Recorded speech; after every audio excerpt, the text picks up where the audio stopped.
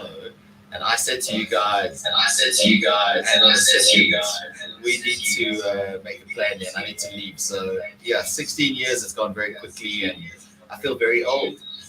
So yeah, that's where we are at the moment. There's a few more grey hairs. That's why I keep the hair short, but otherwise things are good, man, and we're keeping busy.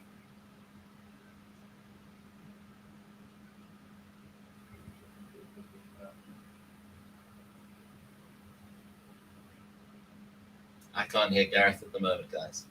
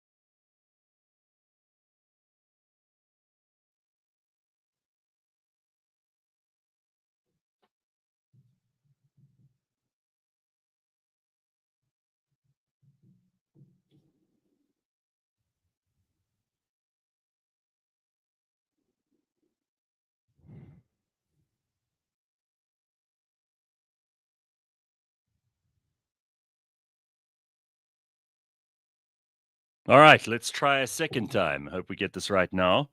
I see the comment section alive with all kinds of criticism for the team. So thank you for that, guys. I'm sorry to fuck you around this morning, but let's get going. Okay, we got Sias du Plessis in the studio. The original Ginger was on our team at 5FM for years. We were just catching up when we started. Oh, they've moved you, have they? They've just put you on the. They've just put you with the green. They're not even trying. I'm much more comfortable. Nice to see you. I'm really, really happy you could make it this morning. And you were busy updating us on your son. He's now 16. Yeah. Blake. Oh I mean, God. Gareth, we were on air and my wife messaged me and said, I think my water's just broke. And I think it was just after 8 in the morning. And I was like, I think we have to go. I'm about to become a father. It was like a bizarre moment that the whole country sort of shared with us. You know, it was truly special. And fast forward, a lot of attitude, a lot of teenage years and a few other hiccups along the way. But generally, it's been a good sort of time. And, you know, Blake incarcerated is now 16 and he's singing and he's coming to his own. His hair's long. He's taller than me. It's time flies when you're having fun. Sounds like a hippie. I mean, I remember that day because you went, I think I have to go. We were all like, what are you talking about? Get in your car. Go to the hospital, you moron. You were like, oh, well, maybe I just have to do the sport. Get out. I think I did do the sport, actually, and then left anyway. Committed to the craft, GC. No, it's wild. Yeah. I think it probably... Are you still living in the deep free state, or have you moved a little bit closer? Hell no. 2018... when the wheels looked like they were officially coming off in that municipality and we were running out of water and electricity and just basic services, we decided to move closer to civilization, to the metropolis near Alberton. So that's where we find ourselves at the moment. Well, I mean, it's better than... I mean, it's more civilized than the places you live. You guys, you had a cow for milk, so you could make coffee in the morning. You had a river that you would have to fish from and draw your water from. I mean, Alberton is way more, you know? Yeah, no, look, I mean, the river's just closer now. And we figured out a way to get the water. But anyway, no, look, it's a lot more convenient. I was like, what the hell was I thinking driving like 120 Ks a day? It was mad, but yeah, it was mad. 120 Ks a day. I just remember, you know, I used to do what? 50 odd Ks a day. And I remember falling asleep, well, almost falling asleep behind the wheel a number of times. And I thought, what the hell are you doing to yourself? And I can only imagine how much worse it is when you add, you know, another 60 to 80 Ks to that, which is what you were doing.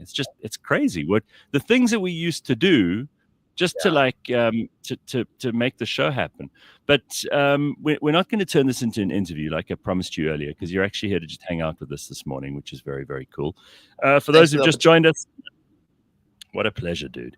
For those who've just joined us now and have just come into the conversation, you can drop us a comment in the comment section. I see here, Alberton, yo, baby, says JP, who's obviously a big fan. Yeah, morning, this JP. Is the internet. I mean, I don't live in Alberton, he says. Even he's embarrassed and ashamed by it. I said near Alberton. So before we just swiftly move on, what are you actually up to at the moment? Because the last time I checked in with you, you were doing like stuff for the Chinese. Is that still part of the plan? Yeah, I still freelance for the Chinese, yes, and do a little bit of work for them. I've done some consulting work. I've got my podcast that we're slowly growing, and you inspired me to get into, so thank you for that. And you've been a guest on that, so check that out if you get a chance. And yeah, you know, at the end of the day, I think I've reached a stage in my life now where I'm incredibly selfish with my time. And it's something that you mentioned a little while ago, that you have to be selfish with your time, because at the end of the day, that's all you really have.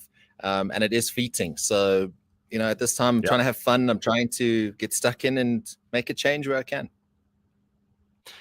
You know what? It's so weird that you brought up the time thing. I don't remember saying that to you. I mean, I don't remember anything I said. I can't tell you something I said on Monday on the show, right?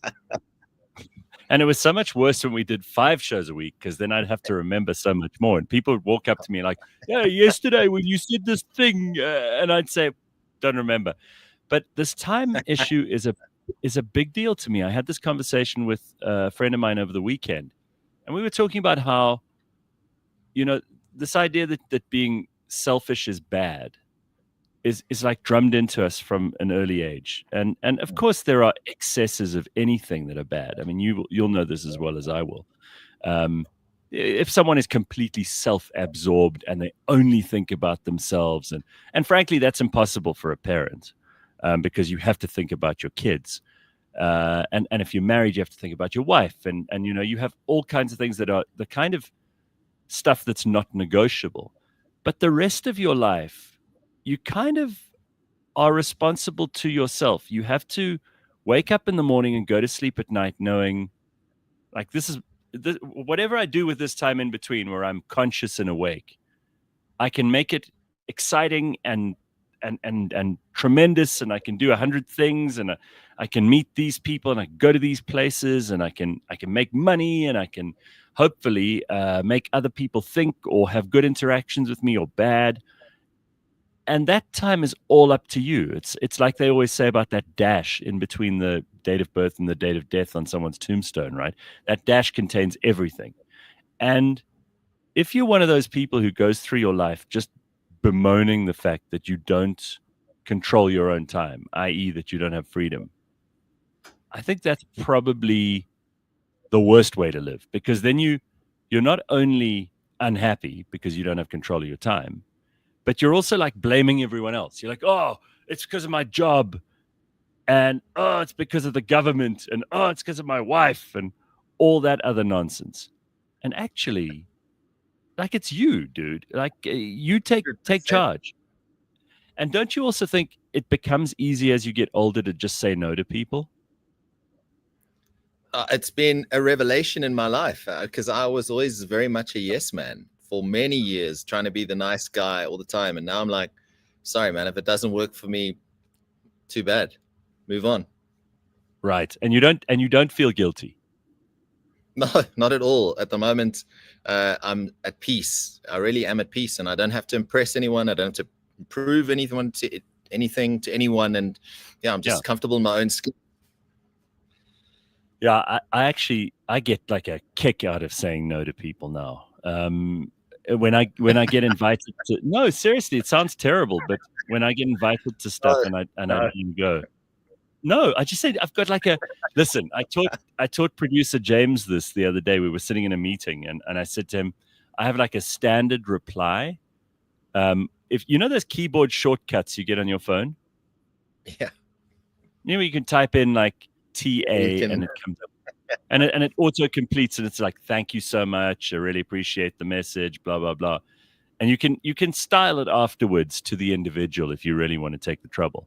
But I've got one under RSVP. I just type in the letters RSVP, and this thing comes up. Let me read it to you. I'll show you right now. I'm doing that now. Watch this. So I type in. Okay, so I type in RSVP. Okay, watch this. RSVP, and I'm going to send this now to James, and it comes up with, hi, and then I leave a space. Thank you so much for the invitation. I'm afraid I won't be able to come, but I wish you all the best with ... Please pass on my regards to ... yours, Gareth. Okay, the whole paragraph. There it is, right? Look, the whole thing. Brilliant. That's brilliant. And then all I do is all I have to type in is then the name of the person who sent it to me. And if there's someone else involved, that please give my regards to, or whatever. And it's just so easy. And it's like an automatic no to everything. So I only go to the things I honestly, truly want to be at. I only see the people I honestly, truly want to see. And it makes life so easy, because first of all, the people that you are spending time with, like this show, for example, which is, it's a very important part of my day, 3 days a week. It's the kind of thing that when I'm there, I want to be there. Otherwise I wouldn't. I'd just say no. So you're not appearing all the time. You're not everywhere on everyone's radar 24/7. You don't have to feel guilty about anything because you haven't said yes and then not pitched. It's just, it just streamlines your whole fucking life. It feels so good. I love it. I used to be the guy that would, so 24 hours before, if something else came up, I would be like, oh, get myself into this problem. But these days, like well in advance, I'm like, do I want to be there? Do I need to be there? I ask myself those questions. And if they don't tick any of those boxes, then I'm like, thanks so much for your invite. Unfortunately, I can't be there, but I'm going to be using the Gareth Cliff RSVP message, the standard template now. Please, and anyone who's listening to us this morning, I see Raven and Sugar Shabalala and Bitcoin Butt and Sharon, and I see Almarie and Migs and all the usual suspects. And by the way, if anyone in the comments section is looking for anyone to take charge there, we know that we've put Congo Chris in charge of the comment section. But we are going to Congo Chris. What's going on there? Oh no, Congo Chris is like he's a stalwart from the early days. And then there's Rebellious Ruth, who used to be the chairperson of the comment section, but she works on American time and can no longer join us every single day. But she still pops in from time to time. If you have problems in the comments section, take it up with those guys. I love passing on responsibility. I'm like, delegate. But please do this. Just create these shortcuts. Are the best thing ever. I've got a shortcut. I mean, I'm going to show you. I figured this out a long time ago, right? It's like AI. I'm now starting to get into this. I have got ChatGPT 4 on my phone. And this thing is like next level. You can do anything. You pay the subscription, right? You've got the boss pack. Oh no. I paid the full mega monster. It'll let you do anything. What's this image about? Write a love message to my girlfriend. What do you think cannot be replaced by AI? How to be rich and successful. Help me write an email. I mean, there's nothing it can't do. And you don't need you don't need a human assistant. I have a friend who lies awake at night and finds ways to try and trick AI. And often it's 2 a.m. and they send screen grabs of how they try to trick AI. And they've been very unsuccessful. It's phenomenal. It really has made my life easier. All right. So if you've got an iPhone, what you need to do is you go to settings, then you go to general, then you go to keyboard. Okay. And on keyboard, you'll find text replacement. This is the best. So I'll explain how this became a necessity for me. I'm telling you, I'm going to save you so many hours of this shit. So the first thing I did was, because every time I type in rude words, it would autocorrect. You use rude words? Gareth, really? Well, it would say like, it would change fuck to duck, for example, because, the dictionary is like sanitized. So, I mean, I swear in messages like I do in real life. So the first thing I did is I went in and I changed cocksucker, cunt, fuck, fucked, fucker, fuckery, fuckface, fuckhead, fucking, fucktard. Oh, wow. All of these. I mean, priorities, right? No, this is the shit that matters, my friend. Look at all those. Can you see that? Absolutely. All right.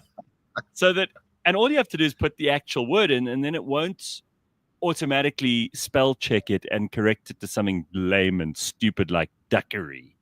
And I do love this. And then I realized, hang on, wait a second. Instead of typing my email, I don't have to complete my whole email. If I just put, Gareth, and then it'll go, at blah, blah, blah, and it completes it for me.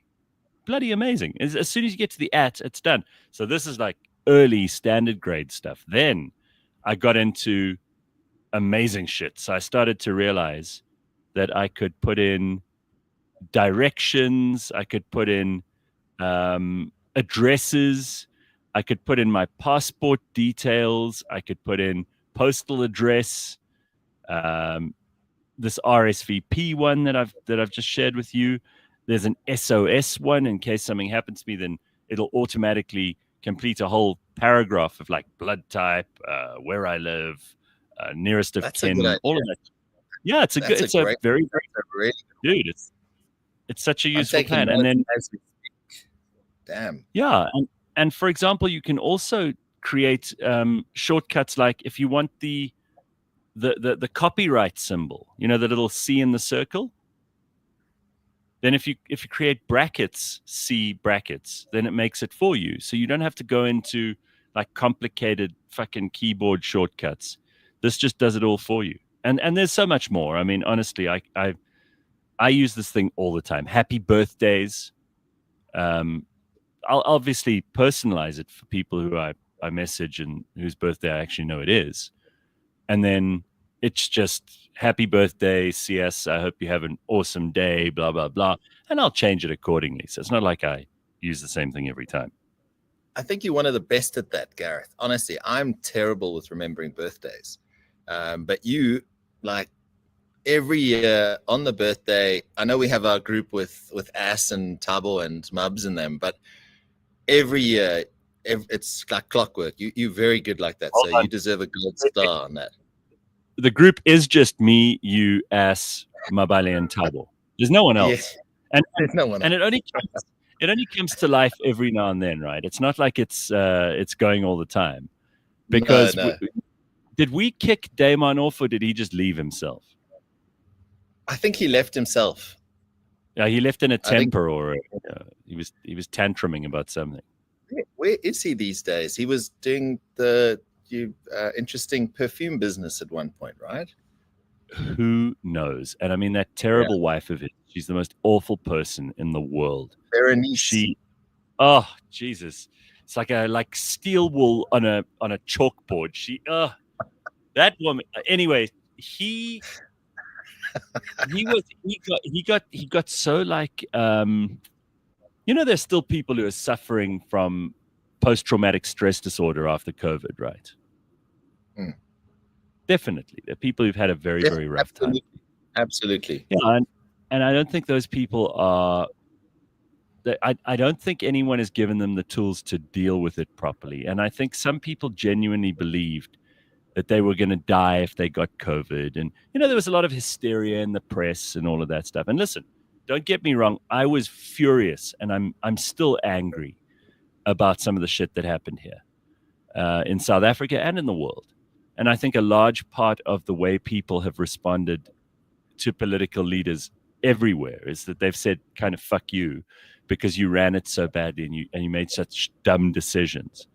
But people like Damon was hugely, hugely upset by COVID. He was terrified of getting it. He was super paranoid, and I thought it was all nonsense, right? Which is the opposite extreme. And he just he couldn't cope with that well. He was like, I'm a vax denier. He like went completely ballistic. And the same thing happened with like anything to do with US politics. He didn't have a sense of humor about any of it. He's like, you would support that Nazi Trump. Like, he's totally bought the media stuff. And I think he just eventually couldn't handle it and didn't want to talk to me anymore. And I think he couldn't handle any of us having fun in his absence. He left the group. I'm sorry to hear that. But it's what are you going to do? Yeah. One of those things. Oy vey. Oy vey, exactly. And I regret it only because it's such a dumb reason to not be laughing together. And I love laughing together. I love the fact that we all have so many stories that we can bring up. And I mean, just the other day, I reminded you guys of like that guy who called in. And I don't know if anybody is listening to us now. It just suddenly popped into my head. I went onto the group and I was like, do you remember that dude who called in and went, because we used to take live calls, and I'd just go 5 hello, and this guy goes, Gareth, I was raped when I was 13 years old. And we all went like, oh my God. We went dead quiet. We were like, how are we going to deal with this? And then there was this stunned silence. And then the guy who'd called in and said he was raped when he was 13 years old, he goes, and I loved it. And we all went, oh shit, what is this? What have we heard?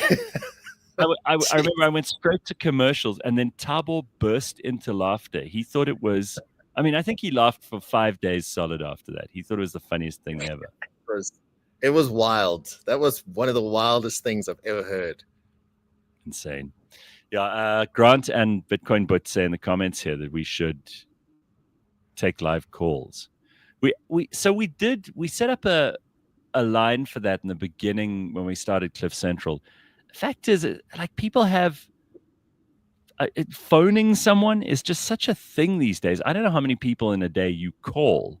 I probably speak to my business partners, occasionally family, and otherwise people who I have to make arrangements with. So it's purely like logistical. But otherwise, messages are the best thing ever, and I prefer them almost every time. I'm a little bit old school. I quite enjoy a good old phone call, and purely I think because my brother lives in France, my sister's in the UK, so I'll call them probably daily just for a little chat in traffic or something like that. So I quite enjoy that. Okay. But I agree with you, though. Sending a message is very effective. Although people take voice notes to the next level, though. Please don't send me a 2-minute voice note. Like, you have these people that are like, going on forever and ever, and it's 2.5 minutes. I'm like, I don't have time to listen to that voice note.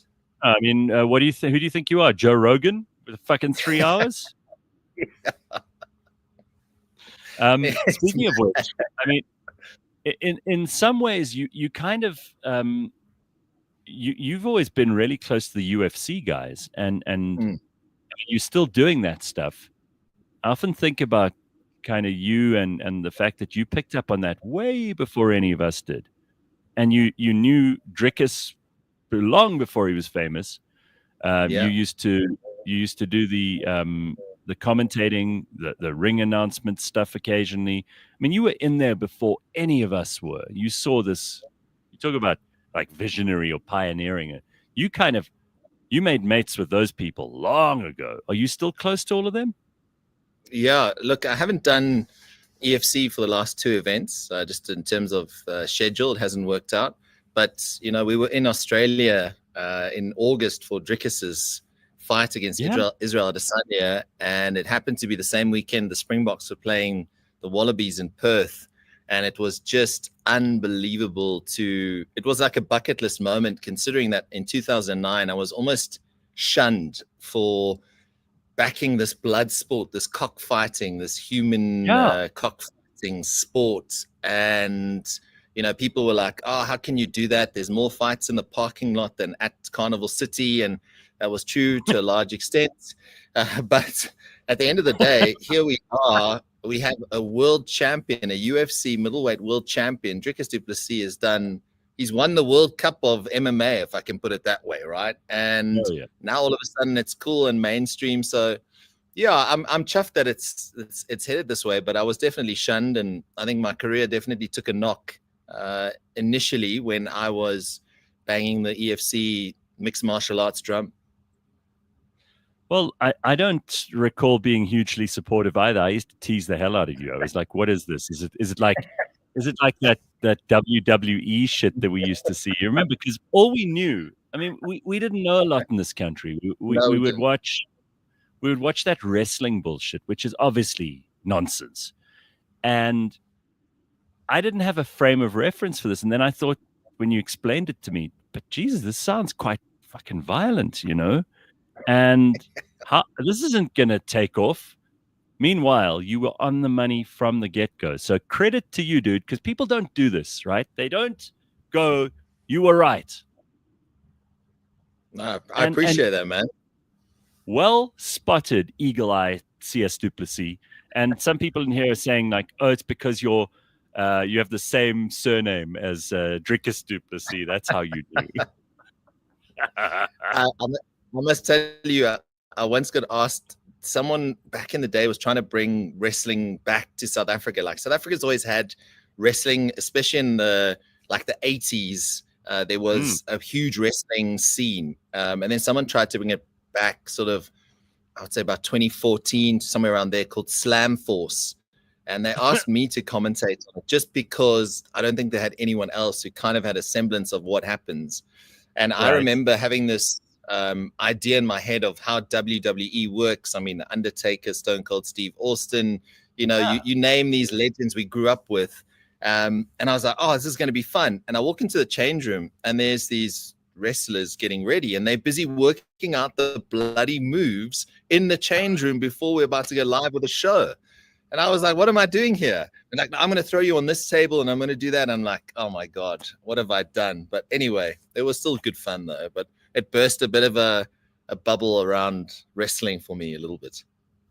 So with like EFC, when you went off to Australia, were you with our crew the whole time? Because that was massive. That was probably for many South Africans the moment that we started to take it seriously. I mean, there were people obviously who climbed on board early, and we've got lots of people who listen to this show who, because of you, probably back in the day, got into it very early. Now, of course, it's so mainstream that you got Trump and his whole team that went there this week. I mean, he went there with Elon and when he saw Rogan, he gives him a big hug.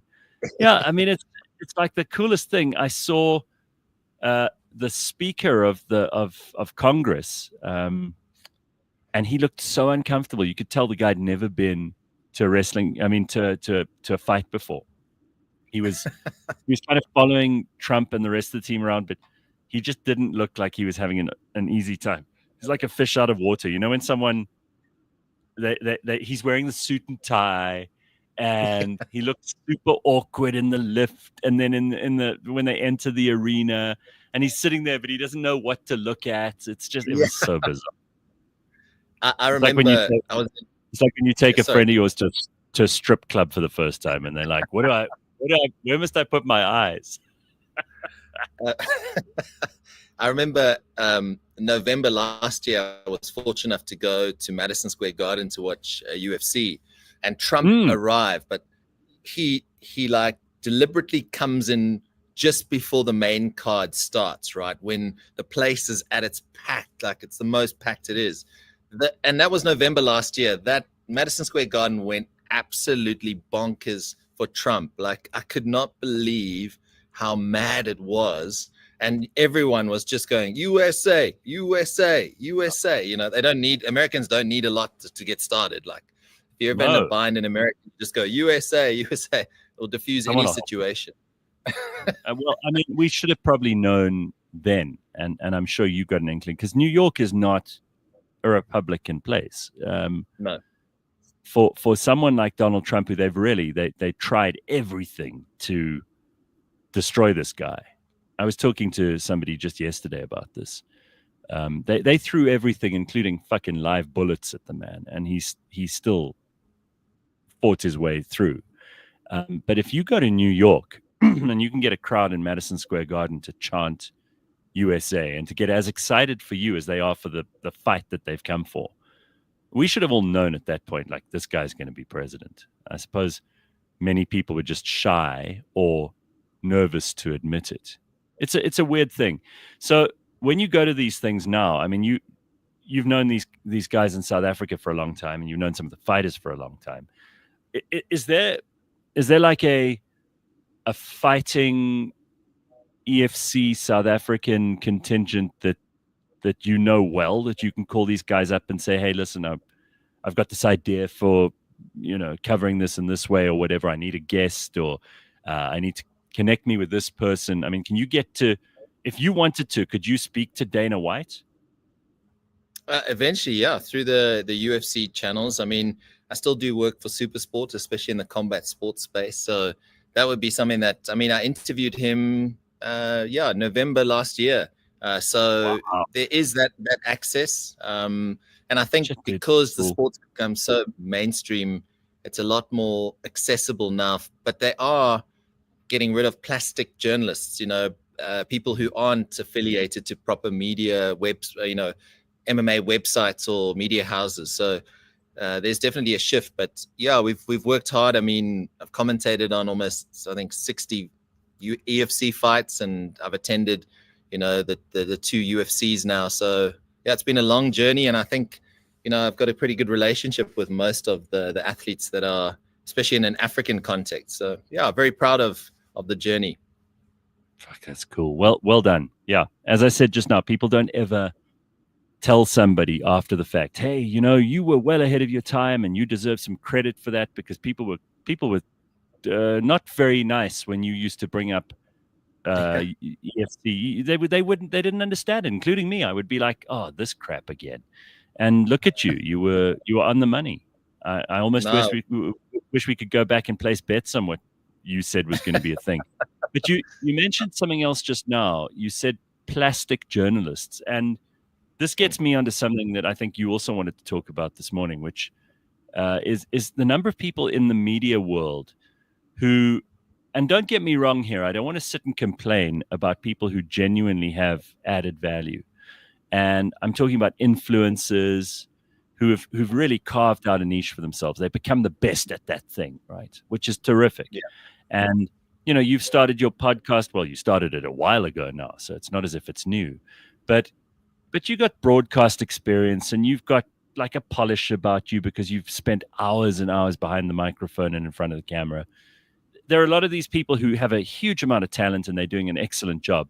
But let's just be honest and say that 90% of it is just absolute shit.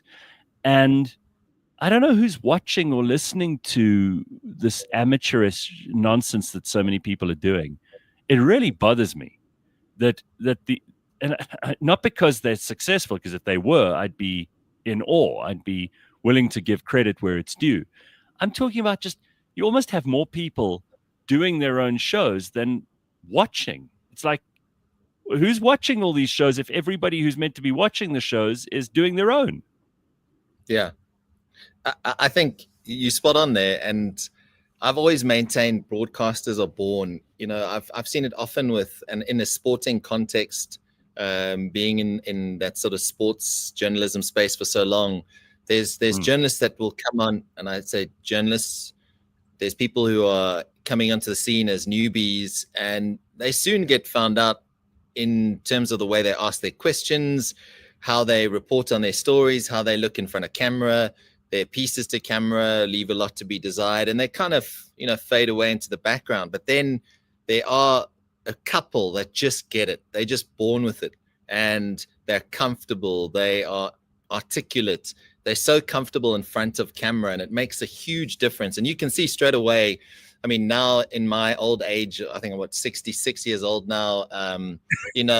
You kind of can tell, right? You can tell someone's got something, right, straight away. And I mean, I know you've done the talent shows over the years and that, but when you see someone, even if it is just an influencer doing something on their phone or whatever it may be, you can tell straight away they've got something. Like, I think I'm at that point in my career where, I'm almost like, that person's got something. They've got a bit of talent. But there's a lot of people that think they've got talent that command these huge audiences just because they might be attractive, but they actually don't really have a clue what they're doing. And and there's a lot of that out there. Well, I mean, everybody's still talking about Jake Paul-Mike Tyson fight. And I mentioned on Monday's show that there was that 12-year-old girl who interviewed Tyson, and he was like, I don't want to talk about legacy. Fuck your legacy. He was like terrible to this 12-year-old. And I thought, oh my God, it's so cringe to watch Mike Tyson, like doing what Mike Tyson does. And to see this 12-year-old squirming because she just didn't know what the hell to do about it. And what was awkward and entertaining for some people, I at the same time thought, if it was handled professionally, if there was somebody who could protect this child, because that's what it is, from like really sarcastic and hardcore answers from like an old dog of fighting, right? Someone should have got involved there and said, listen, sweetheart, you're 12. Mike Tyson is not the kind of guy who's going to condescend and pretend that he cares about your dumb questions. I'm going to cancel this interview. Like, there need to be some adults in the room who can mediate here. I did an interview yesterday, again, talking about how long we've been in this business. I interviewed the Goo Goo Dolls frontman, a guy called John Riz. Yeah, the Goo Goo Dolls. They next month, isn't it? Or? Yeah, they are. They're in the first week of December. They're doing 3 concerts. They're doing Joburg. They're doing Durban. I said to him, listen, don't hold your breath for Durban. Hey, I said to him, you fucking waste your time in Durban.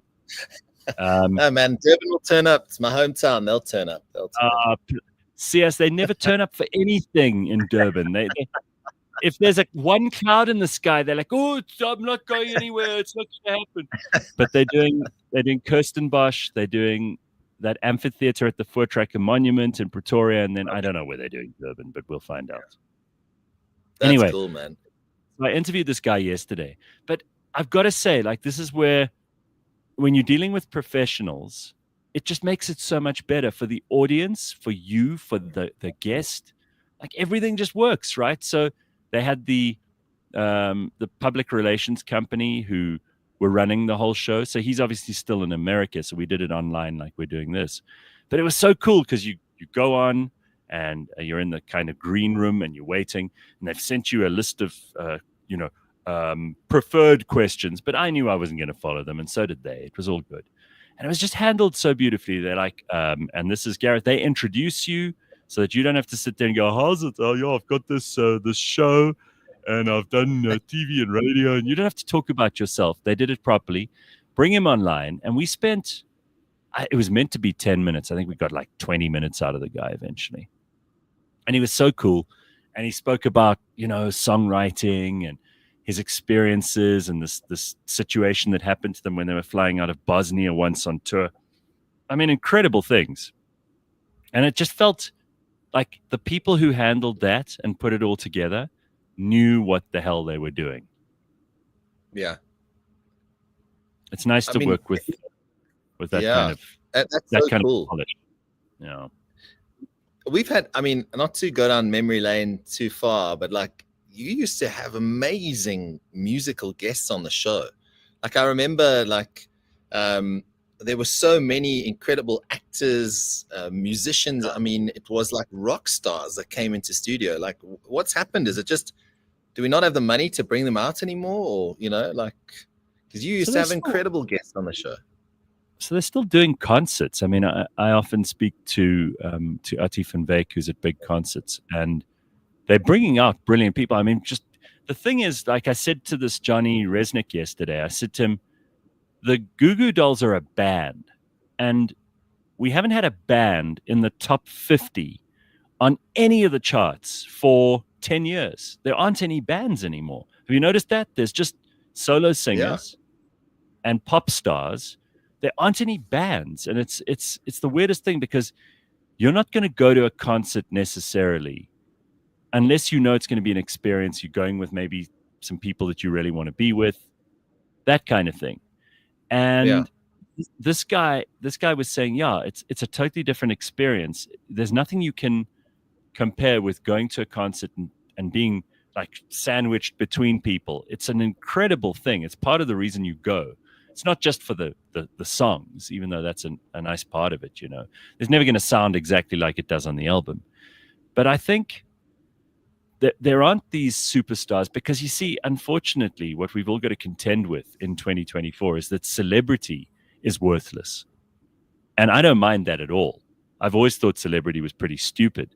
But even big superstars, Hollywood actors, massive singers, sports stars even, they're so accessible now because of social media that the mystery of celebrity has been removed. It's like, it's not even 6 degrees of separation. It's like 2, because you can literally go on to X and you can message anybody you like, and there's a chance that they'll see your tweet. They'll respond to you even. I posted a thing on, what was this, like maybe Monday afternoon. Naval Ravikant, he's like a well-known kind of wise man. I call him a guru. Anyway, I posted something in response to something he'd said, and he liked this. I think he's following me now. It was pretty wild. I was like, this is a kind of guy. Cool, would have taken 10 different fucking producers calling these people all the time, and you would have had to know their people, and then it would have been arranged for like October next year. Now you can put something out there, and then suddenly you just have instant connection with them. You agree with that? I do. I think I get the feeling things have changed with X also. Like it used to be quite it might still be quite toxic at times, but I just feel things are starting to change there. The people are coming back. We hear about, is it Blue Sky, the other sort of app that's come out now? I must be honest with you. I mean, like, I know exactly what you're talking about. This is all in the fallout after the Trump victory in the elections. You got all these left-wing people who are leaving X, because you remember how right-wing people all left X when it was going too woke. They were all going onto Truth Social, Trump's terrible platform that he had. I never started a Truth Social. I couldn't care less. Fake news. Fake news. Yeah, well, I mean, there is a lot of fake news, so I'm not going to dispute that. But it does. I mean, I did go quiet on Twitter for a while because I realized like there was no real reason to like engage with just a very hostile environment. It's like walking into Afghanistan with your tits out. You know, you're gonna end up like in unnecessary violence. And I just I didn't enjoy it. I literally handed over the keys to the Twitter castle to my manager, and I said, you do this. I don't want to have anything to do with this stuff. It's not working for me. And so for a while I did kind of get off there. And I'm pleased to say that my timing was fairly good, because when Elon bought it, and I don't know how you feel about him, there are a lot of massive Elon stans in our audience, and there are lots of Elon stans in South Africa. And I think he's a very, very smart, very cool guy. But he's weird as hell. I wouldn't say I'm like one of those Elon or die people, but I like the dude. I think he's enormously clever, brilliant, visionary, all of that stuff. But I don't think I worship anybody, right? And when he took over X, I thought, it's time to come back. Shit's gonna get exciting again. I think I was right. I think you're spot on. I must be honest. I think I'm not, as you say, a sort of Elon or die kind of person, but I do appreciate like this technology. The fact that he's landing rockets by themselves is insane. What he's done in that space alone is I mean, in the UFC, John Jones said something to Elon Musk about fighting on Mars. I mean, it was brilliant. I love it. I mean? And Elon was probably going, okay, maybe we can do that. Like he was probably going, how long is it going to take? Will you still have a career? It was phenomenal. So what he's done is remarkable, and I suppose we can still claim him. I mean, he is here, right? Hey, so listen, I want to give credit to Mac G. I saw a promo for his show. You know, Mac G is probably the biggest podcaster in the country at the moment, and he got an interview with Elon's dad, Errol Musk. It was online, but I think it's gone on live now. I'm not sure, or the recording is up, so you can go and check that out. Because someone here in the Sugar Shabalala says in the comments, when you get the chance, watch Elon's dad's interview with Mac G. I definitely will. I think he's just a fascinating human. I mean, to first of all, being rich, let's just clear this up right away, because people have this weird, including me, have this weird idea of like what rich means. Rich, you could be rich with 10,000 Rand in your bank account because you don't owe anybody anything, all your bills are paid, and you can spend 10,000 Rand on yourself. I mean, that for some people, that's wealth, right? This guy's got hundreds of billions of dollars. And what does he do? He buys X, which is probably a loss-generating business. It's not. Yeah. It's certainly not. It's not gonna wash its own face for a while, even though he fired 80% of the people. And he didn't do it because he wanted to make money. He had a much bigger vision in mind. He's trying to get us to Mars. I mean, he doesn't actually care. If you took away all his money, he'd make it all back. He's that kind of guy. He is that kind of guy. He's ruthless, though. And you know, I read the book about him and his story. And when he bought Twitter, what was it, 44 billion at the time, and tried to get out of the deal when he realized, oh crap, this potentially is going to go bad. And then he realized, actually, this is a tool, and I think he's turned it around. I think he's definitely done that. I think he's also the point I wanted to make with the money, just before we move on.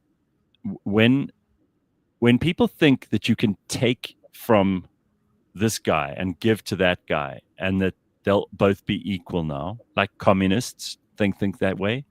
They don't realize that the guy that you're taking it from has the capacity to do it again. And those are rare people, right? They will create value anywhere you put them.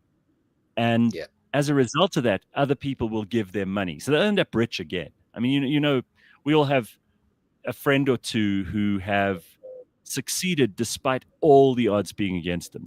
They're so clever, they're so capable, they can make everybody else's life easier. They provide us with innovations and products and ideas that they put into the market, and we all go, oh my God, I need that so badly, that we give them our money. We're like, take as much of our money as you want. You can't take away their capacity to create and to innovate. You can take away their money, but they'll make that back again. Yeah. And I wish when Trump was elected, he's like, Elon is a genius. We need to look after our geniuses. And I thought, yes, that's correct. I mean, you can say a lot of stupid shit, but that is spot on. We need to look after our geniuses. Can you imagine if we had just, oh my God, if he'd stayed here, he'd probably never have become the success that he was. So it's a good thing for him that he got out of here. But I often think about how many people we lose this brain drain idea because this country's run like a chip shop. I often think we've got some brilliant people who they look at this dumb government and they look at some of the dumb shit that even ordinary people in this country do, and they go like, I think I'll take my chances in, you know, the UK, Canada, Australia, New Zealand, India, where you go. And we miss out on talent like that. This guy's like a once in a generation genius, Elon. And we're watching him. Stuff is amazing. Fuck, it's incredible, man. I mean, it's like mad. They are helping people who've never walked before to walk. Yeah. If I told you that 15 years ago, you'd have said, oh, please, science fiction. What are you smoking? Are you high? It's mad. I know of a guy that lost his fingers climbing Everest due to frostbite. And he's a South African guy. He's now on the shortlist for Neuralink. He's one of the guys that got selected. It's phenomenal. And potentially, I mean, he's a dentist. It's an incredible thing. It's going to change the world. Absolutely. So are you still, because, I mean, you were also one of those people who started doing all the right things health-wise early on. I mean, you seem like you're in pretty good shape. Are you still like looking after yourself and making sure that you eat right and going to gym and that kind of thing more than ever? Or is that something that's kind of slid to the back? No, I would say it's become something that I'm now more aware of, because at this sort of age, you get to a point where you look at sort of a burger and something and you feel like you're putting on weight, you know, and to try and lose it even more so. But I try and watch what I eat. I mean, we used to drink quite a bit of tequila back in the day. I don't drink as much tequila as I used to, even though it is the good stuff. So I try and look after whatever I can and just watch what I eat. And I think the biggest thing, GC, is from a mental health point of view, that time in the gym, and it's only 3 times a week, just that like break from the everyday stuff and lifting some weights makes the world of difference, just to like clear my mind a little bit and not be focused on stuff I shouldn't be.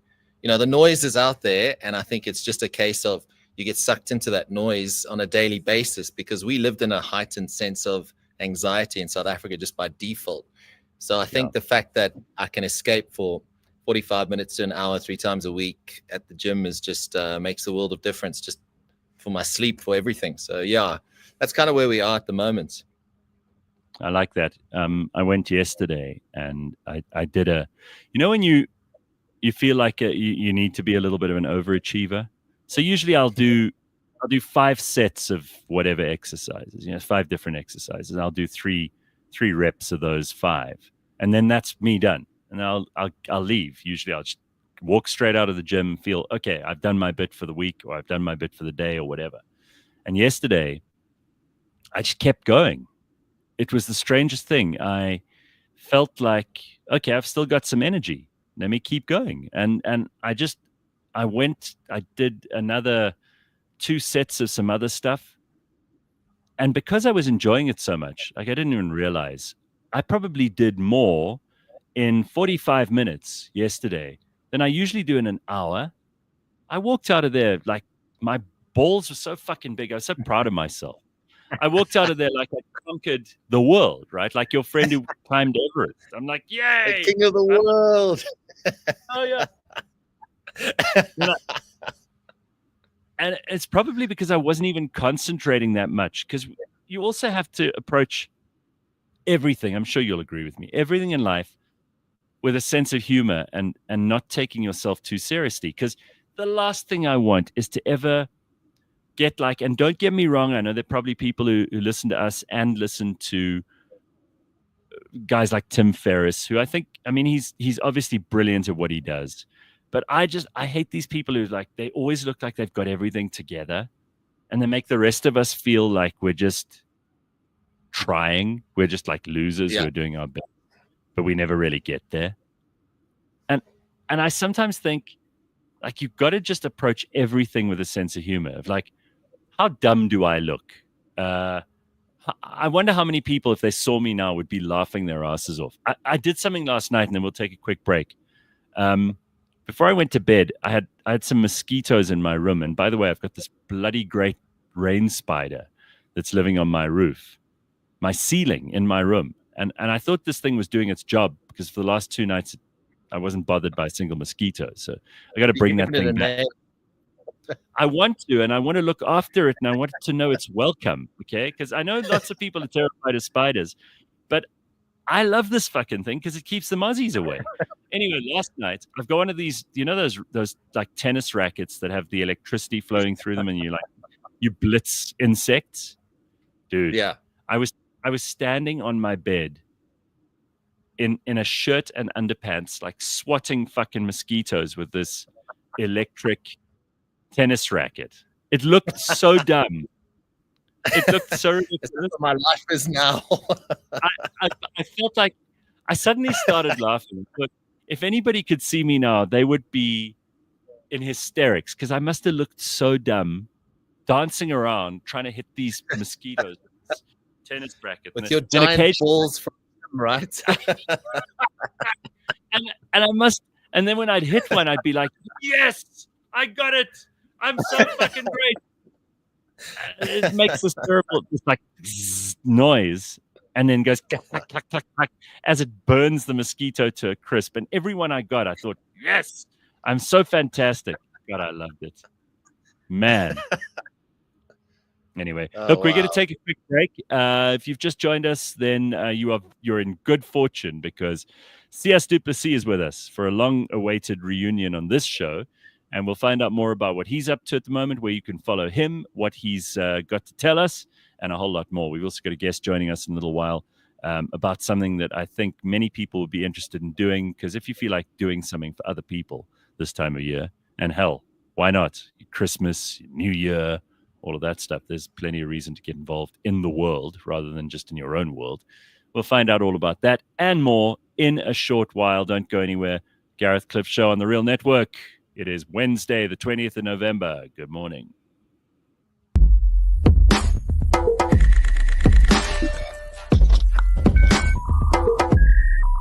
I'm going to tell you guys a story about a patient of mine. This guy happens to be an IV drug user. Right? Okay. He uses heroin. And this guy came prepared, a shoelace in his bag as a tourniquet that he would use as a tourniquet to get his veins, right? And I was failing. I just could not get a vein. This guy was like, nah, let me show you. That's what they always, that's what they always do. He pulls this thing out, went tight, like I've never seen an arm go that tight. His arm was swelling up. Managed to find one vein. I want you to look, these veins here. Visiting hours come, it's 3 p.m. This guy says, Doc, I just want to go outside to smoke. Does he not go outside with his friend who came to visit him, who he said was his brother? To inject. Brought him heroin to the hospital, shoots up in the same drip that I put in for him. Comes back to the ward high out of his mind. He's like, I got the drip, I'm ready. I'm ready.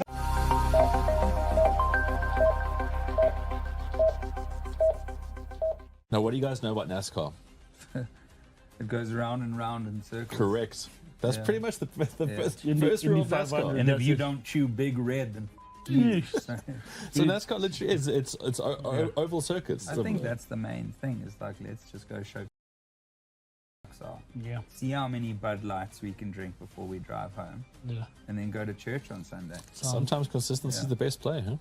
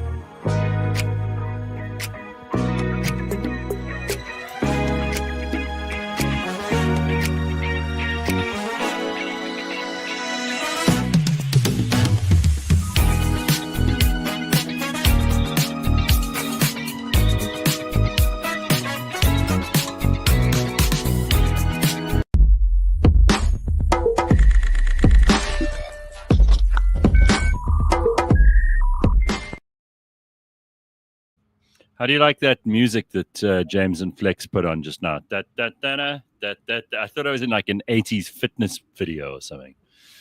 All right, we are live. It's absolutely that type of music. Right. The You expect people to do lyrics. aerobics. It's borderline like adult film vibes there too, right? Yeah, it's a bit porno. Yeah, you're right. A little bit Oh, porno. man. Do you remember we used to have that music that I would play whenever we ended up talking about anything like vaguely reminiscent of porn? It was like this terrible guitar music that would go pew, pew, pew, pew, pew, pew, pew, pew. Who sourced And that? this- Who sourced that sounds? Was that Tabo who came up with all that, or did you find it and you It was- suggest? Yeah, between me and Tabo, we would constantly be looking for like stupid noises of people going oh or and then I'd play them during the news. Like there'd be a shooting, there'd be this serious news bulletin, and like Leanne would go, "Yeah, and someone was shot this morning in Rosettenville," and then I'd have like that sound of the bullet, and then someone going "No!" and it would be like Homer from The Simpsons, right?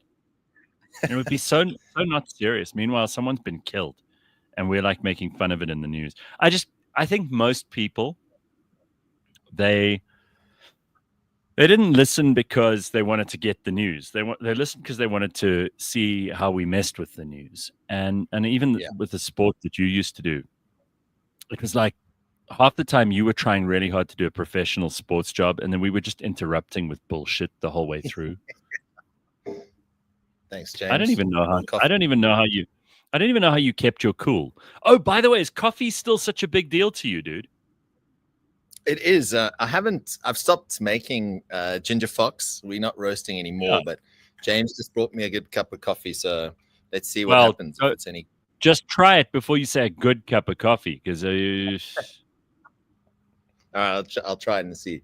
just see. That's the live taste testing with CS. It's fucking Holy Mother horrible, of isn't it? God, that is so hot. Wow. I think I just scalded my mouth. Thanks, James, for the warning.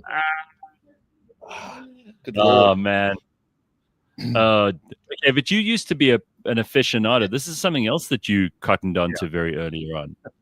Very early on. Yeah, look, You it's started out of necessity. well because you had to drive distances and wake up super early. Exactly that.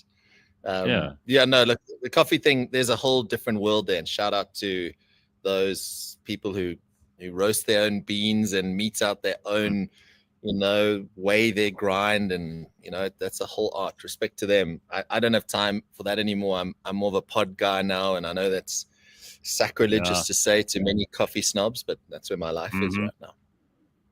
So a lot of people in the comments section are saying we should name this rain spider on my roof. I didn't see him last night, so I'm hoping he's not gone. I always wonder, how do these things get in and how do they get out? Because I didn't have any windows on. That's what worries me. So I don't mind. I'm not frightened of spiders, and I don't mind if he's in the room. But I don't know if I want him falling off the roof onto my face while I'm sleeping at night. That wouldn't be so cool. No. And I think I want to name him, but I'm scared that he's already just been a temporary resident. So we name him because I used to have a rabbit that lived. It was kind of like I don't know, you call it a feral rabbit. But obviously what happened was someone in this estate that I live in obviously had rabbits, and then they reproduced, and they went wild on the estate. And then one of them ended up in my garden. And it was this very sweet little rabbit used to bounce around. And my dog at that stage didn't really have a problem with this rabbit. So it was safe in my sort of garden. And then I'm sure a bird of prey or something got this rabbit because suddenly it just wasn't there anymore. And we'd named it. What? And, we talked about it on the show. Yeah. This thing didn't last long at all. And even though we'd gone to I had a whole story that was starting to develop. It was becoming friends with the dog. And, when people would come here, they'd say, "Where's the rabbit?" And then suddenly one day it was gone. I think like a hawk or something just picked that thing up and just fucking ate it. What a terrible way to go. Snatched by a hawk. Shocking. Do you know that on Saturday night I heard jackals? Like oh, they make that very. I heard fucking jackals, and I thought, can a jackal eat a little spaniel like my dog?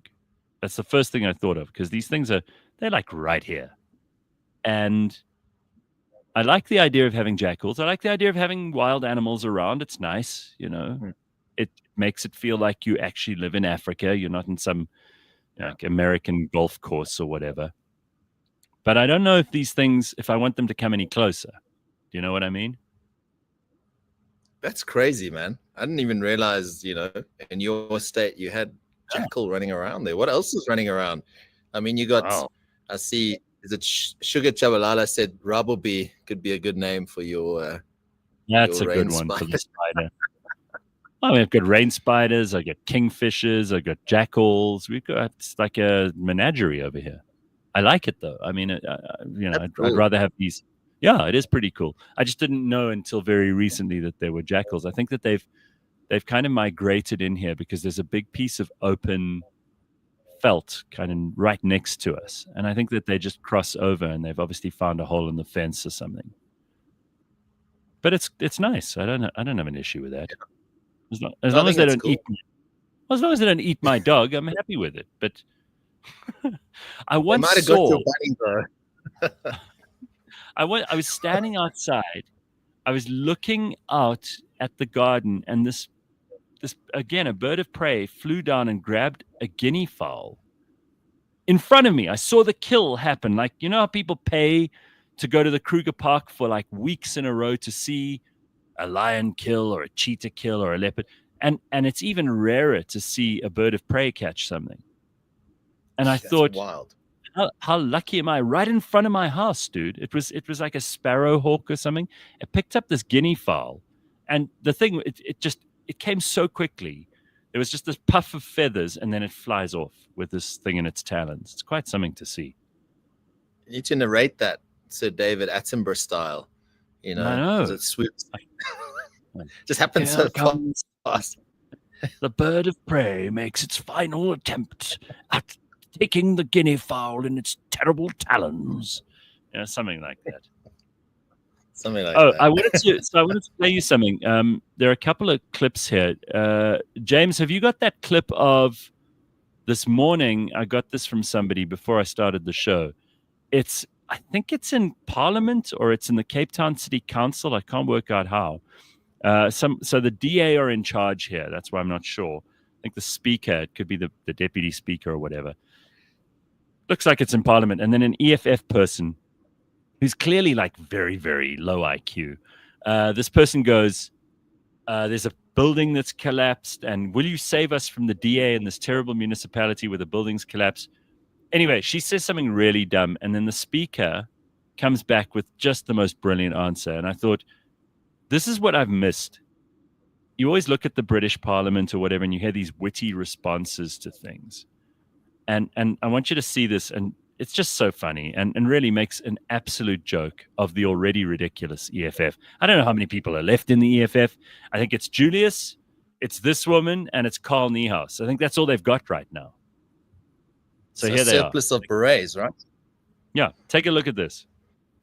Deputy Speaker, we're asking you to find out. This is a very important matter. Here in Cape Town, a building collapsed and people died. So this Cape Town has got a history of collapse of buildings, of structures. So please protect us.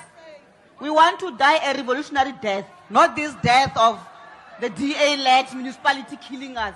That's not revolutionary. Please, Deputy Speaker, go and find out who's that structural engineer. We want to know. Thank you.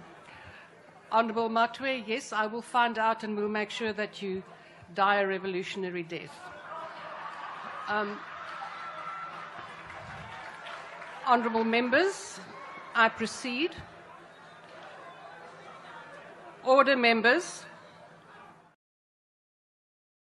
I mean, you can even see all the officiaries sitting in front of her. So it's the deputy speaker. That's who it was. So all the people sitting in front of her are like, as she says it. It's hilarious. Wow. I just love that. It's almost like you're asking for it, right?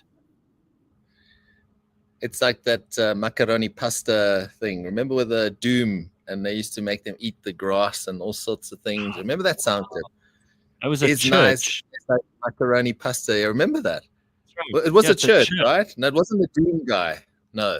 No. It was a guy, a pastor who ran one of these like fly-by-night pop-up churches, and he was making the people get down on their hands and knees and chew lawn. And then they interviewed the one congregant who said, "Oh, it's very nice. It's like a macaroni pasta." That's right. There's no place like South Africa, hey. There is no place like South Africa. Well, I mean, there's some stupid shit going on in New Zealand at the moment. Raven, in the comments section, Raven says, have you seen the video of the Maori party ripping up the treaty bill in Parliament here in New Zealand and starting the haka? Now the whole country is protesting again. So I have seen this. I've actually been paying attention to this, which I normally wouldn't. And I sent James 2 clips yesterday of like the craziness that's happening in New Zealand. James, there's one longer clip and one shorter one. Let's start with the longer one because it's had the effect. What's going on there is obviously the whites in New Zealand are so terrified of being called racist that they just are kowtowing left, right, and center to some stupid nonsense from the Maoris, who now you're now meant to pronounce it Maori or something. You'll hear it in the news report that I've got here. So they're now even trying to sound like they have to show deference to everything.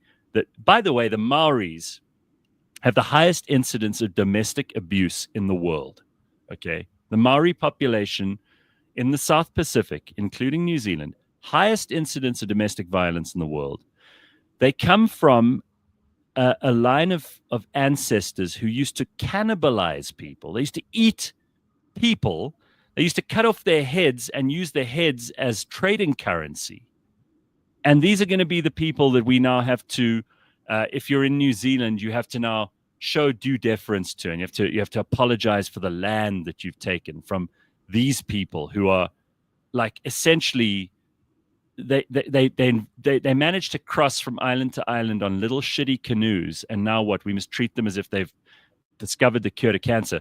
Watch this news report and listen to how it's become impossible to even understand what is being said in a New Zealand news report because they're using words that are not English. Take a listen. Let's compare the current main three principles with the bill before Parliament.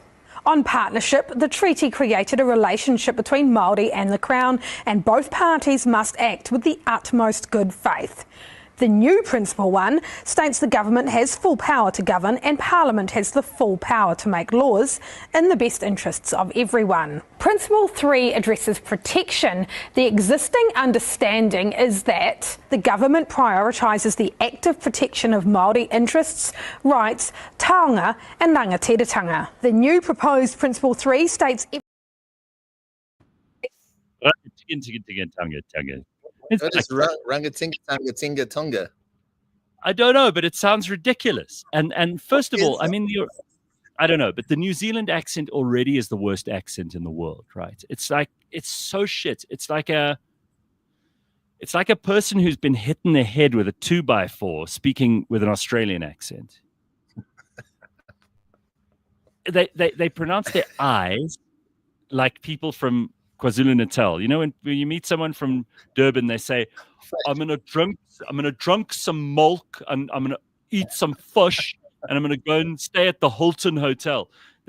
So they've got that weird thing going on. I mean, could they find an uglier news presenter, second of all? So the accent, the news presenter, and then they're using these Maori. I don't know how they say it now, because you can't say Maori anymore. Now they have to say it like that. And then they use Maori words. Hunga tonga tingasonga. I mean, what the fuck is that? I'd love There's to know. more. If anyone There's put in more. the comments, that would be great. All right, try to just hold your laughter in until the end of this clip. Just listen to this one, second one. One of the major concerns from opponents of the bill is the absence of any mention of tino rangatiratanga that loosely translates to Māori autonomy. The bill proposes to take those principles to a referendum.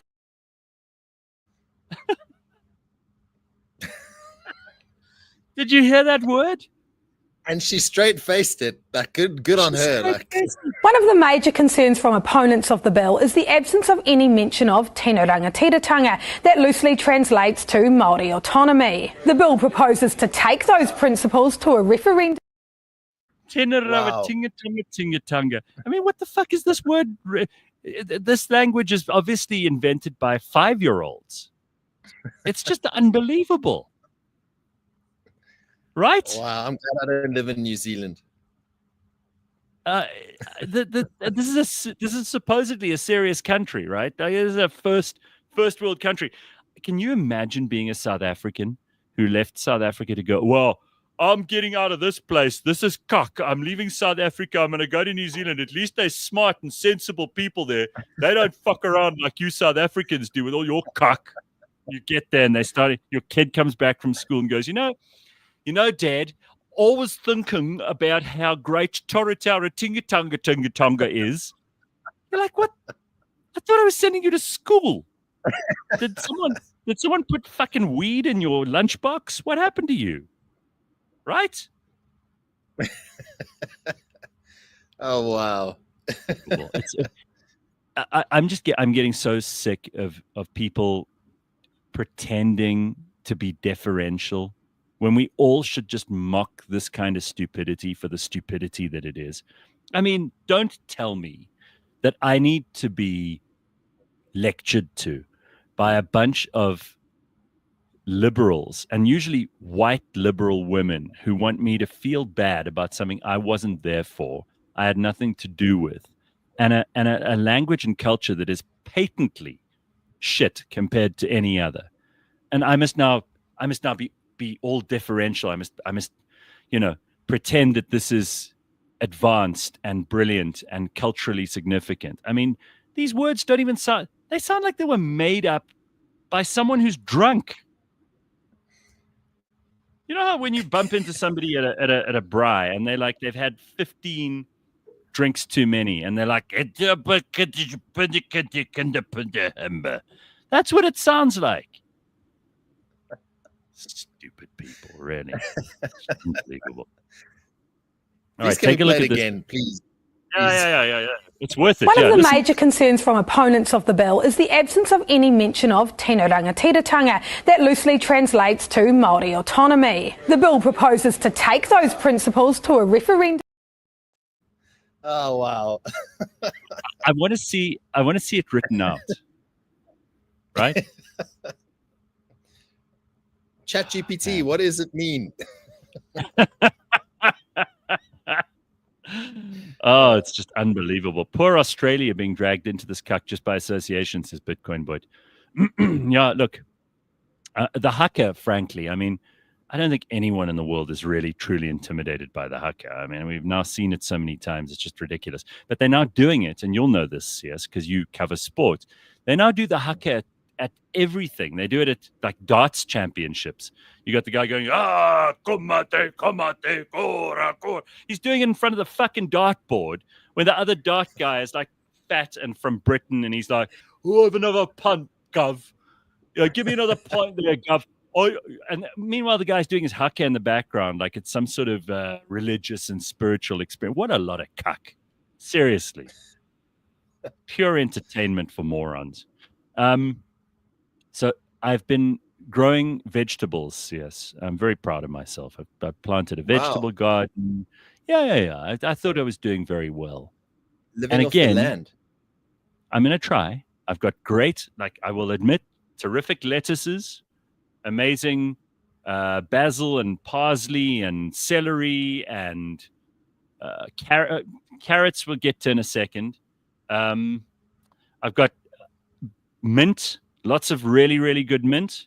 I've got cucumbers, although I haven't grown any. The plants are coming along. The cucumbers haven't shown themselves yet. Tomatoes, little cherry tomatoes. So yesterday, I'm so proud of myself. I go into my garden yesterday and the carrots like this high out of the ground, you know, the leaves of the carrots this high. And I'm like, wow, that's like 30, 40 centimeters of that carrot must be fucking enormous. So excited. That's a large carrot. So I think, let me harvest one of these motherfuckers. I'm going to just check it out. So I go and I pull this carrot out of the ground thinking I'm going to end up with I'm never going to be able to eat this thing. It's going to be too big.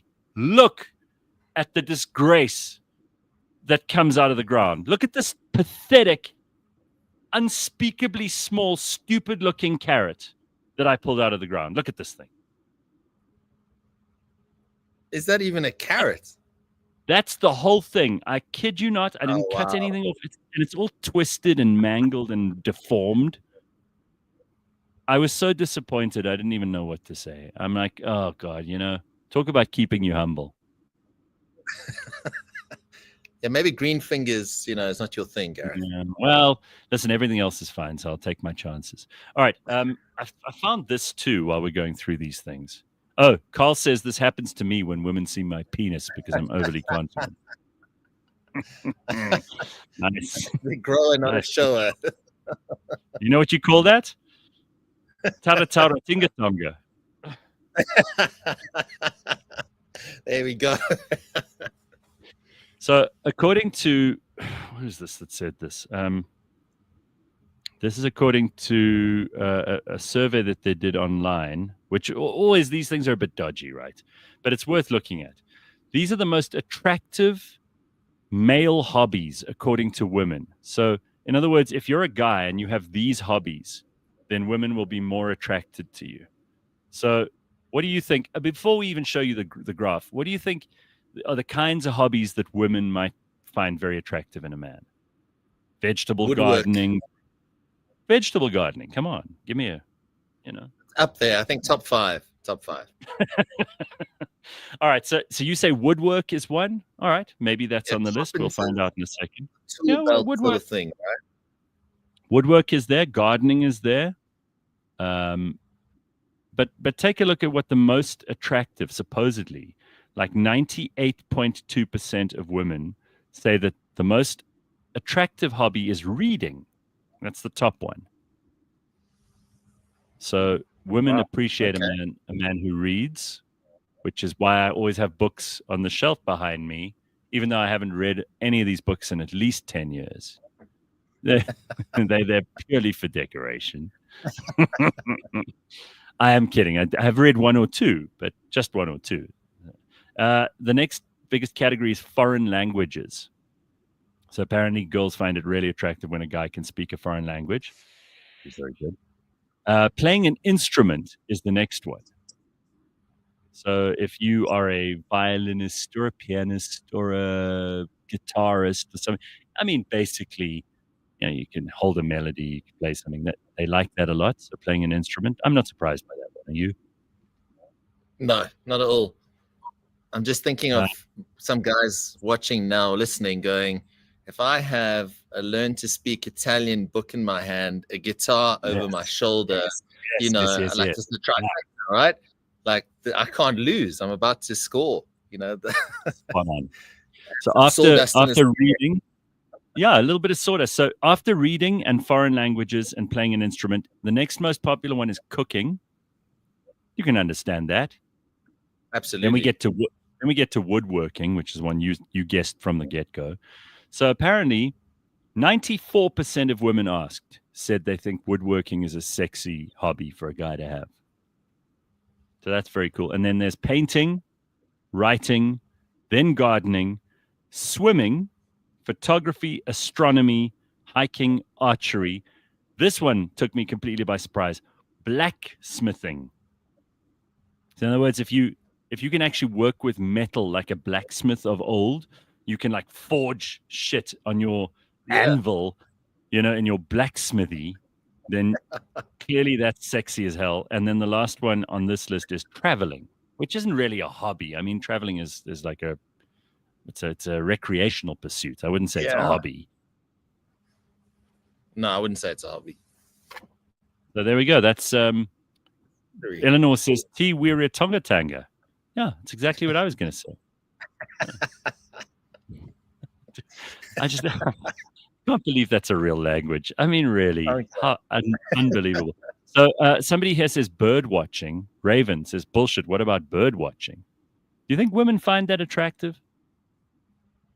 No, not at all. No. That's going to be your sort of main draw card. I don't think it's going to go well for you. No. Slippery Pickle says, where's cunnilingus on this list? Oh, you may well ask. I can speak, says Sebastian. Sebastian says, I can speak and read French. No wonder my girlfriend is so hot and I'm average. Also 15 years older. Wow. Good for you, bud. All right. Nice job there, Sebastian. No need to come onto the comment section and embarrass the rest of us for not being as good. Then speak New Zealand English, says Sugar Chabalala, and you'll be very popular with the ladies.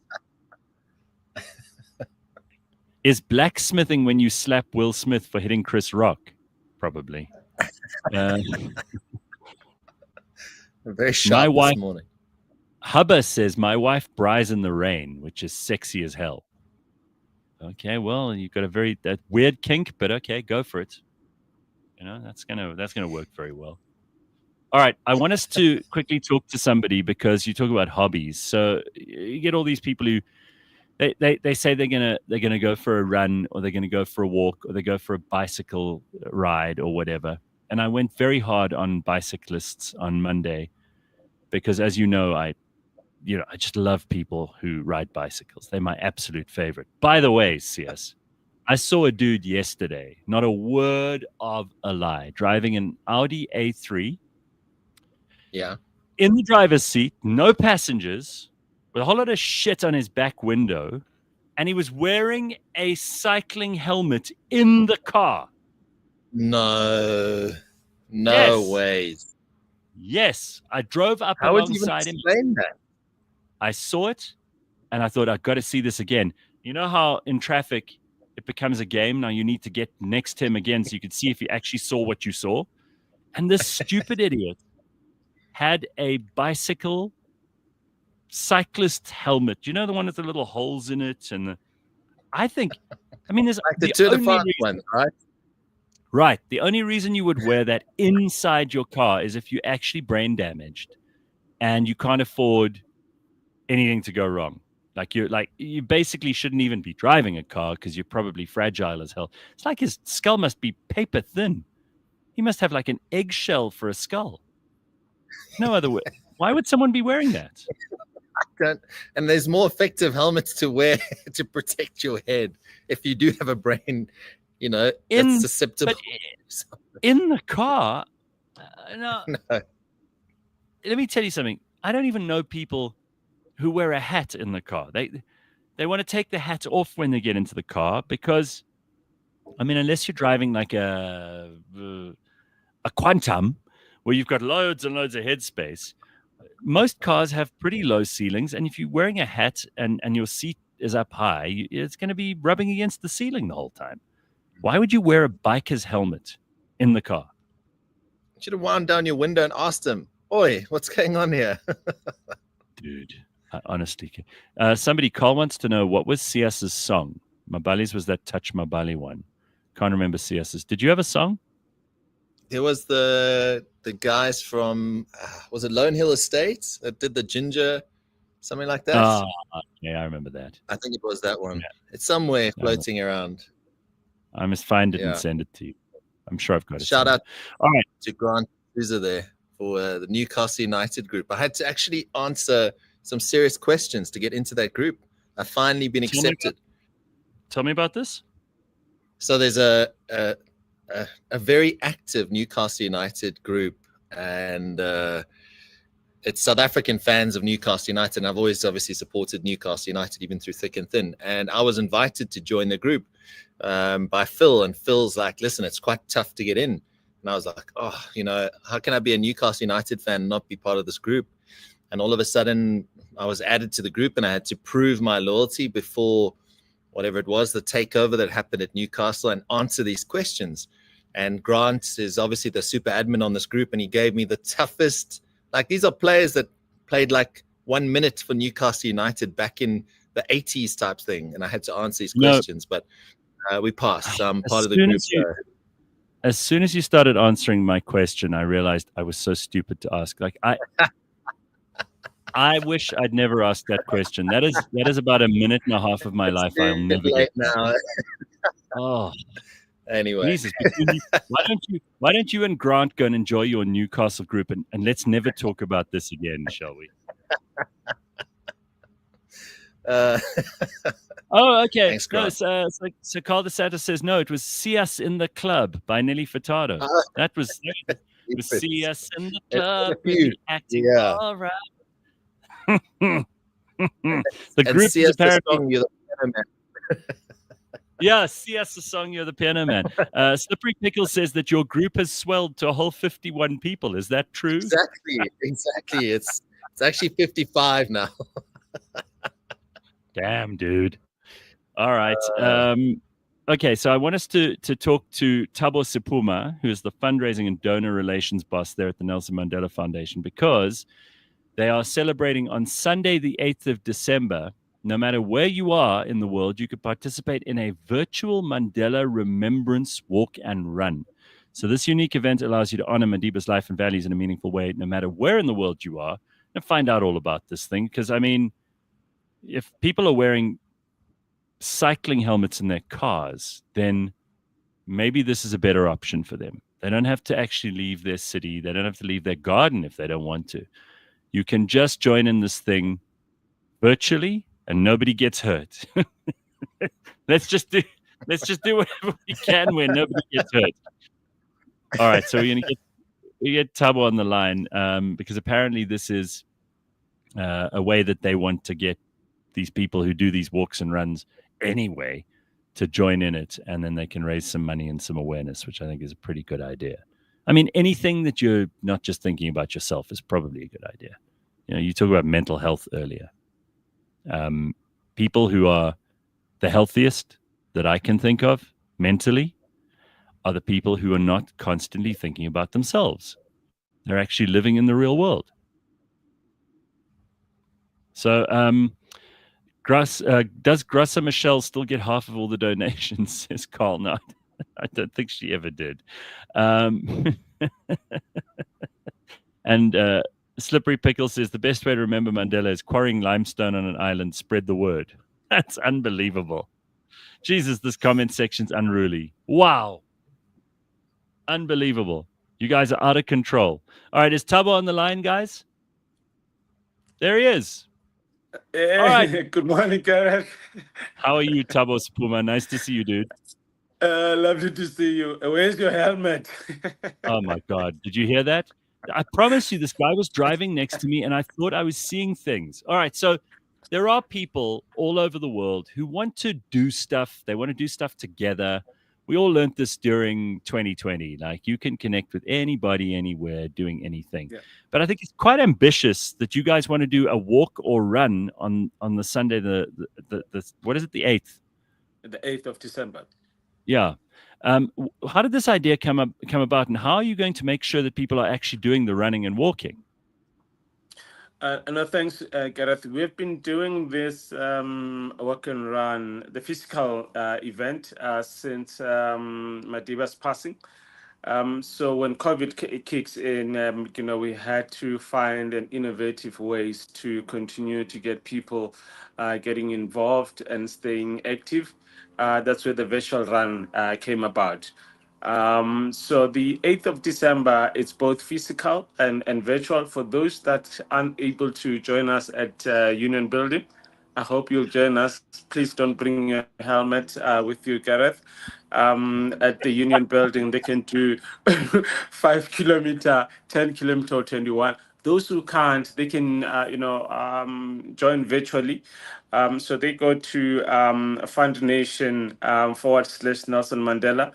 And they join, and after they participated, they get a recognition of some form of certification as a part of a token from us to say thank you for joining. So you can run within your own community that you are in, take pictures, tag us, and encourage your neighbors or your family to join in. So we're trying to accommodate as many people, including your friend who is wearing the helmet while driving. He can join in his yard with his helmet, Right, I like this. So first of all, I mean, it's a good idea for anybody to get up and move around a little bit, right? I mean, we have a nation in South Africa. We got a lot of very unhealthy people. They eat terrible food.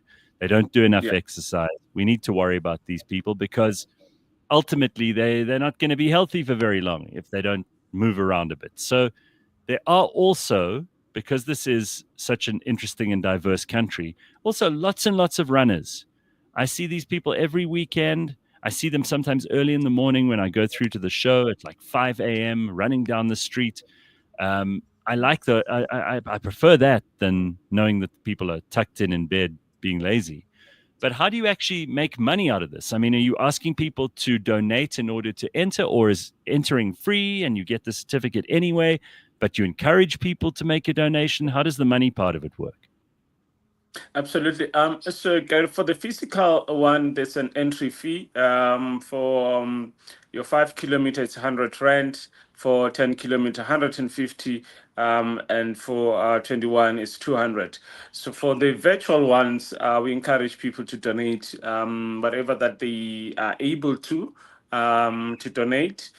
So that money goes back to the Nelson Mandela Foundation for us to continue to do our work around social justice, early childhood development programs, it's so, and the issues around the land reform and leadership development in particular, where we're looking at doing leadership development to capacitate our state. As you know that we are going through a number of challenges to have the right leaders or the right people in the state who have the right intention. So for anyone who goes and join the virtual, we're encouraging them to please contribute whatever that you're able to afford. That money will go towards the foundation, and we are happy to even report to you if you want to find out how does the money work, and all that, and provide the reports. I like I like two of the things that you mentioned there. You can talk me through the other ones because I'm not like they put me off completely. But the two I like: early childhood development, because we know this is a very serious thing in South Africa. There are loads and loads of kids, and Sias knows I care about this too. There are lots of kids in South Africa who, are born and for various reasons, some of them circumstantial, some of them much more serious and having to do with resources and the parents not being there, or parents not having enough of anything to be able to provide for those kids. If you don't get the kind of nutrition and the kind of stimulation that you need as a very, very young child, we're talking like 3, 4, 5 years old.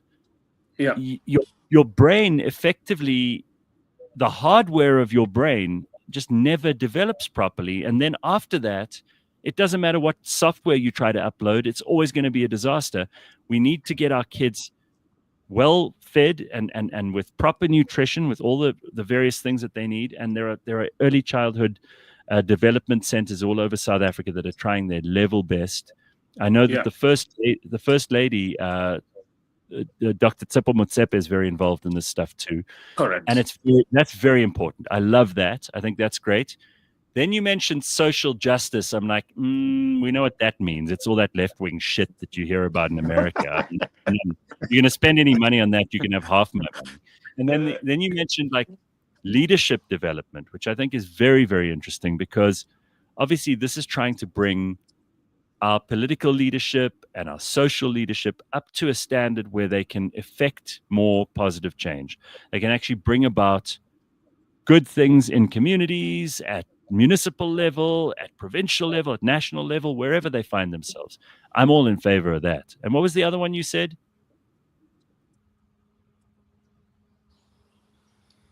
The other one, it's also we've got a program on trying to get encouraging kids to read, making reading fun for kids, where we bring kids at the foundation.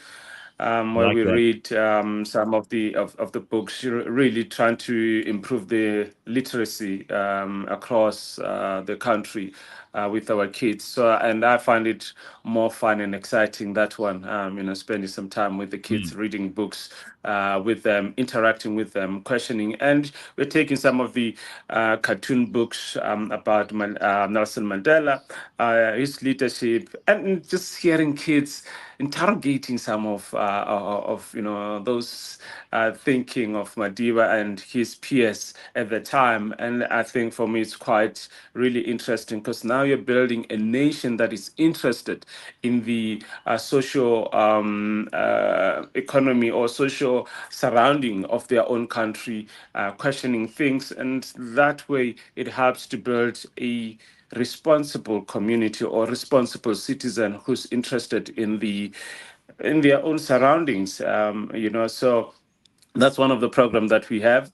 And the early childhood development, I think I got to share with you one of the unfortunate things. We've got so many early childhood development centers in South Africa, but majority of them, in particular in the disadvantaged community, some of them are not registered. And these are not registered because there is criteria for an early childhood development center to be to meet the basic requirement of government to be registered. For example, one of them to have a proper brick and mortar building, as an example. And in some of the township, you don't have those. So we get involved to try to really assist those early childhood centers to able to be registered with government, because once they get registered, they're able to get a subsidy. That means then the kids will able to have a proper nutritional meal, but also the early childhood center teacher able to get further development education that government provide, and that helps our kids to get a really proper education at the early stage. So that's one of the work that we do in the community to really help and be the bridge and assist government where they're struggling to find this early childhood center to register and go through all the paperwork that is required so that they get registered on the database, and we all know where they are, because we must know which center it's operating where and how many kids in case anything happens. I think that's a very very good cause. Is there a website we can go to for more info on this? And if we want to actually join the event at the Union Buildings, you've probably got all of that somewhere.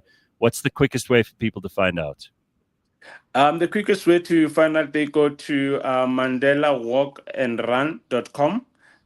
They'll get all the information about the race and they're able to join us. For those who are unable to come in Pretoria, they can go to Fund Nation / Nelson Mandela. And they're able to join there virtually and be part of the event. And Gareth, please get out of that seat and join us on the 8th. All right.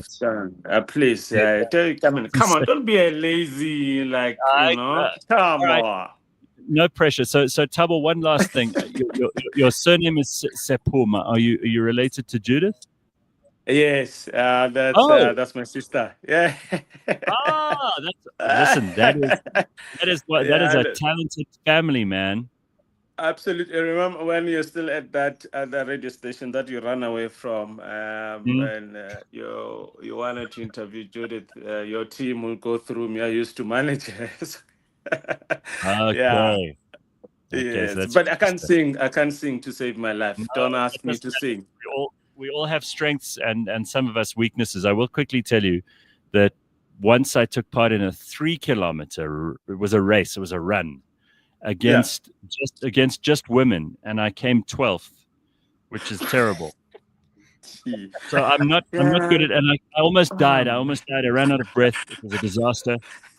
Oh man! But I can walk. Thabo. So listen, thanks for joining us, and please give Judith our love, and please keep doing good work at the Nelson Mandela Foundation. People can go and find out more at those websites that he's already given us. Have an awesome day, Thabo. Thank you.